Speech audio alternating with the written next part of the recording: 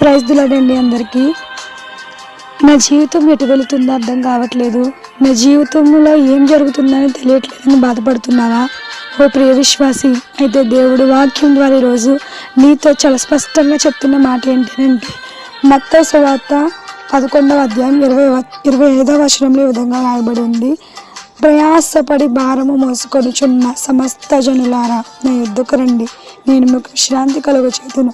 నువ్వు ఏ విషయంలో అయితే ప్రయాసపడి భారము మోస్తున్నావో, నీ భారము మొత్తాన్ని, నీ పాపాల నిమిత్తము నీ పాపాన్ని ఆయన భుజాల మీద వేసుకొని సిలువ రూపంలో మోసి తన రక్తాన్ని చిందించి మన పాప పరిహారార్థమై తన ప్రాణాన్ని సైతం బలిగా అర్పించిన మన యేసయ్యను ఒకసారి జ్ఞాపకం చేసుకుందామా?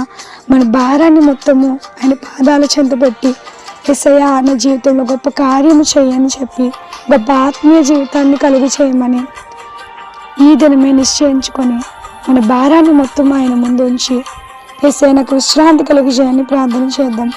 ఈ వాక్యం మనందరి జీవితంలో సఫలపరచబడును గాక. ఆమేన్.